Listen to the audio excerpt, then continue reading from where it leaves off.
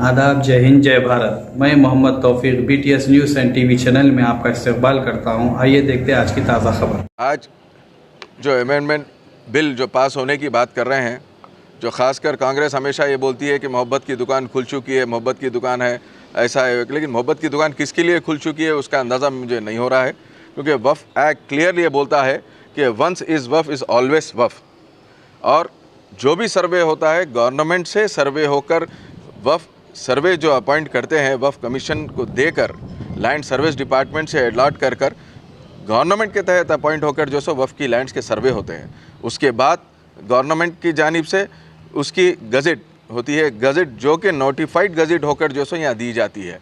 और उसके बाद जितने भी उसके ऊपर केसेस होते हैं उसको 1 महीने का टाइम दिया जाता है कि आप अगर इसके अंदर कोई गलत चीज़ है या सर्वे में अगर कोई गलत सर्वे नंबर आ चुका है तो उसके लिए आपको 1 महीने का टाइम दिया जाता है। लेकिन मैं गुज़श्ता दिनों में भी देखा था, ख़ासकर मैं हमारे प्रीवियस चेयरमैन साहब का भी मैं शुक्रिया अदा इसके लिए करता हूं कि उन्होंने काबिल तारीफ़ है, ये कबूल है कि हमारे KCR साहब ने 125 एकड़ ज़मीन दी है क़ब्रिस्तानों के लिए, लेकिन उन्होंने अभी खामोश बैठे हुए हैं कि ये बोल रहे हैं कि 34 एकड़ पे कुछ जो सो इसके ऊपर कोई लैंड के ऊपर केसेस आया बोल के। मैं चेयरमैन साहब से गुजारिश कर रहा हूँ कि आप क्या एक पूरी और बाकी बकाया ज़मीन पे भी आप केसेस आने का इंतज़ार कर रहे हैं क्या? जितने लोगों को, जितने हमारे पास मसला के सब लोगों को, जैसा कि हमारे पास ये भी हम बोल सकते हैं कि ख्वाजा मुस्लिम को भी हमारे पास से क़ब्रिस्तानों के लिए जगह अलॉट की गई है। मैं ये चाह रहा हूँ चेयरमैन साहब आप बाहर निकलिए या नहीं, अपने दफ्तर पे पूरों को बुलाइए, जितने अपने मसलक के लोग हैं सबको बुलाइए, बुलाकर जो सो सबको ज़मीन आप बांट दीजिए, बाकी का काम जो है तंजीम वो लोग ले लेके कर लेते हैं। और आप ये बड़े दावे के साथ ये बोले कि दूसरे दिन प्रेस मीट रख दे के ये बोले ये कोई 2020 मैच नहीं है। चेयरमैन साहब मैं आकर आपको ये दरख्वास्त दिया, ये बोला कि 125 एकड़ दी गई है तेलंगाना गवर्नमेंट में, और ख़ासकर बाजू की बिल्डिंग को 22 करोड़ पे जो सो हमारे पास से सैंक्शन हुए, ऑन रिकॉर्ड में आपको बोला था।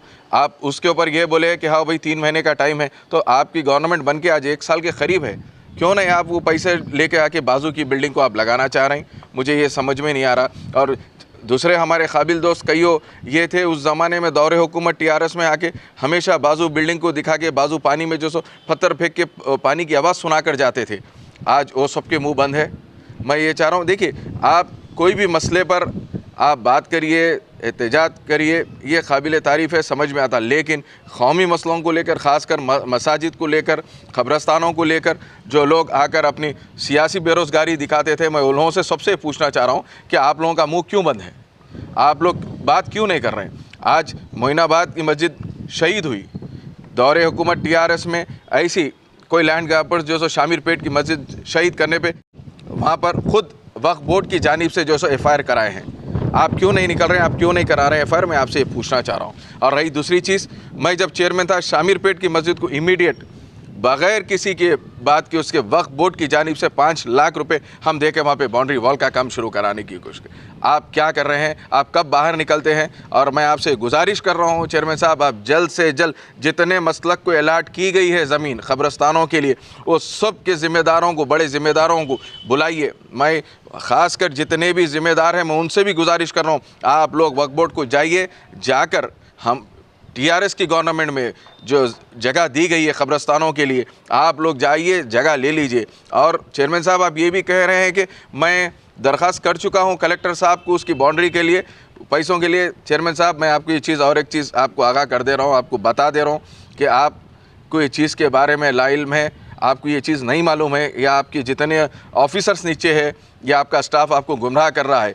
ये जितने भी दिया जाता है ये ग्रांट नेट से इशू किया जाता है। जो क़ब्रिस्तानों के लिए, ख़ासकर हिंदू ग्रेवयार्ड्स के लिए भी जो दिया जाता है, ये एक CM साहब की जानिब से आप दिया जाता है, आप कलेक्टर की जानिब से नहीं। कलेक्टर की जानिब से आपको ये पेश करना है ब्लूप्रिंट के साथ कि कितनी जगह है, उसको कितनी बाउंड्री वॉल को कितने पैसे लग रहे हैं, ये पूरा आपको उसका स्टेटमेंट बनाकर देना पड़ता है। मैं आपसे, आप गैर ज़रूरी के लोगों को ये बोल रहे हैं कि मैं आपकी स्पीच सुना हूँ, आप ये बोल रहे हैं कि मैं कलेक्टर को लिख दिया लेटर। क्या, कौन सा लेटर लिखे आप, कैसा लेटर लिखे?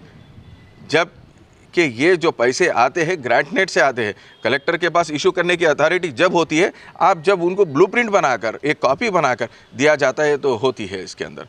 और अब जितने भी लोग कर्नाटका के लोगों को खासकर गुस्सा हम देखते थे प्रीवियस इलेक्शन में, कर्नाटका के कई मुसलमान दिग्गज लीडर, बड़े से बड़े लीडर आकर यहाँ पे बयानबाजी ये करें कि हमारी रियासत में मुसलमानों के साथ ऐसा है। मैं ये बता रहा हूँ कि बाजू की रियासत कर्नाटका की रियासत है, वहाँ पे कर्नाटका की रियासत में आज भी फजर की अजान जो है सो बैन है।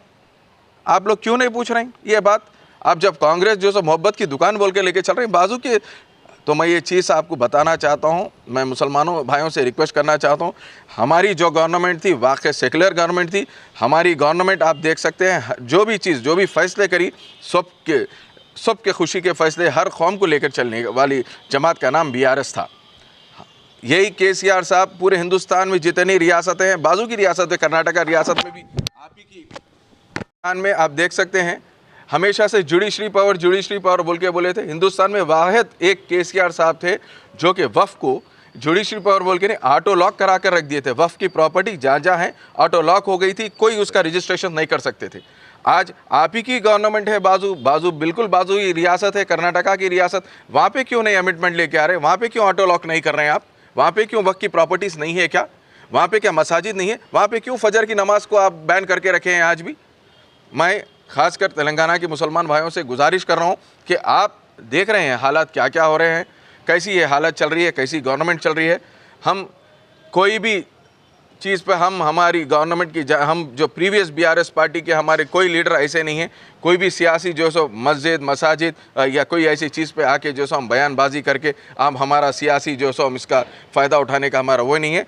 आप दावा करें हैं जुम्मे के दिन, मैं मुश्ताक मलिक साहब का भी बयान सुना हूँ, उन्होंने ये दावा करे हैं कि जुम्मे के दिन बाज़ाब्ता व नमाज का इंतज़ाम होगा। आप बराबर अलल ऐलान करिए दावे के साथ, हम भी BRS के जितने मुसलमान पूरे हमारे तेलंगाना के, भाई कोई भी जमात के हो, हम पूरे आकर जो सो आपके साथ नमाज में वहाँ पे शामिल होंगे इंशाअल्लाह ताला। वह नमाज होंगी तो हम भी बराबर वह नमाज़ पढ़ेंगे आकर।